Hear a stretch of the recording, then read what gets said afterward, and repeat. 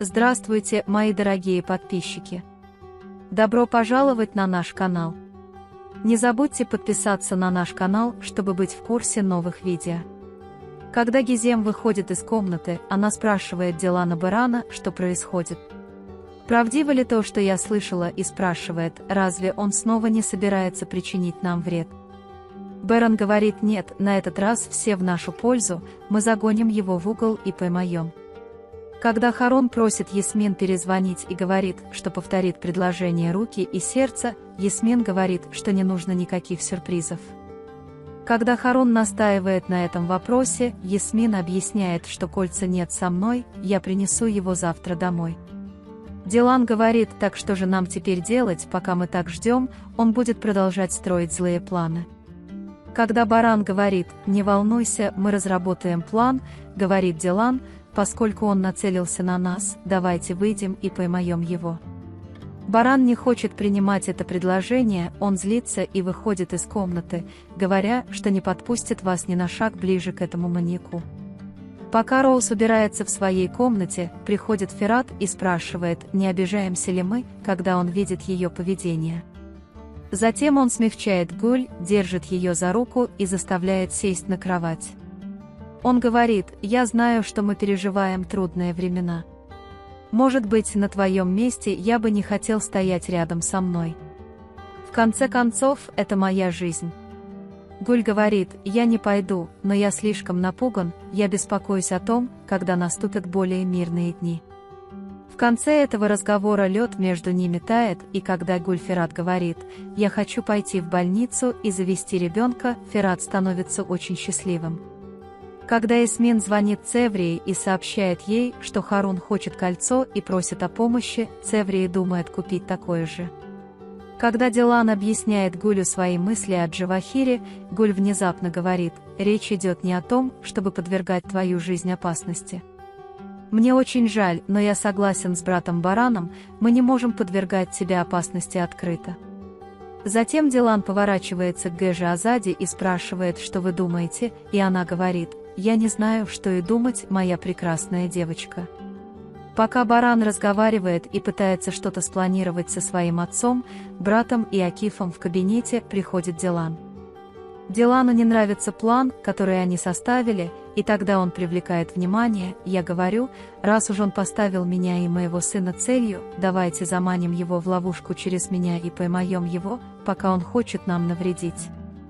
Когда Акиф говорит, что мы можем рассмотреть это, чтобы привлечь внимание Джавахира и активировать его, Баран говорит: нет, мне не нужен какой-либо план, в котором будет участвовать Дилан. Когда Ясмин не помнит, что это за кольцо, Цеврия очень злится на нее. Госпожа Азади приходит к Барану, пока он находится в кабинете, и пытается узнать, о чем он думает. Раньше я жил на грани страха, что что-то случится с моими детьми. Пусть этот страх закончится сейчас, ни одно сердце не сожмется так, как сердце матери. Спаси Дилана от этой беды, сынок, и просит Дилана подумать о плане, который он хочет. Пока Гизем убирает на кухне, звонит Джавахир. Дилан и Беран смотрят видео Мирана в гостиной и приятно проводят время. Когда Гизем берет трубку и приходит к Барансу и говорит, что звонит, Баран говорит: ладно, успокойся, все так, как мы говорили, бери трубку.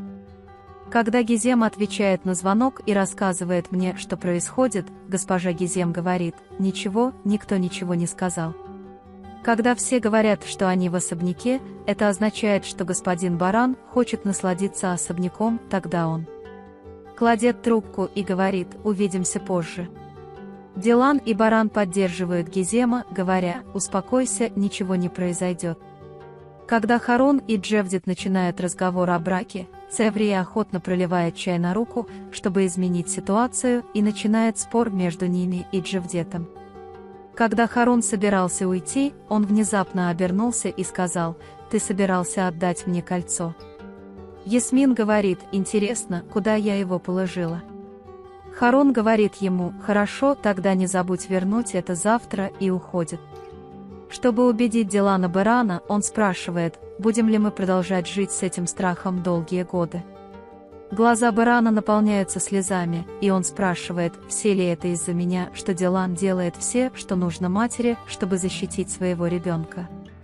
Он говорит, твоя мать сделала то, что должна была сделать, и сделала все возможное, чтобы защитить тебя. Я делаю то, что должно быть сделано, так же, как и твоя мать. У меня есть разрешение, поэтому позволь мне делать то, что должно быть сделано. Беран говорит, что я знаю, что моя мать была бы расстроена, если бы со мной что-то случилось. Я тебя тоже понимаю, но теперь я брат, я не могу потерять ни сына, ни тебя. Дилан умоляет, не волнуйся, мы никогда не потеряем друг друга. Мы сможем составить хороший план и победить его, если ты позволишь мне тоже прийти. Беран спрашивает Дилана, ты не сможешь сдаться, верно? Когда Дилан говорит, у нас нет причин сдаваться, Беран соглашается и берет сына на руки, ласкает его и любит его.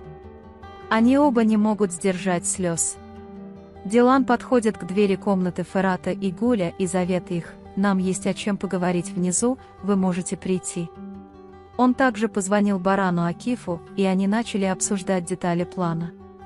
Акиф даже принес то, что наденет Дилан, и рассказывает всем, как они будут себя вести и как его поймают.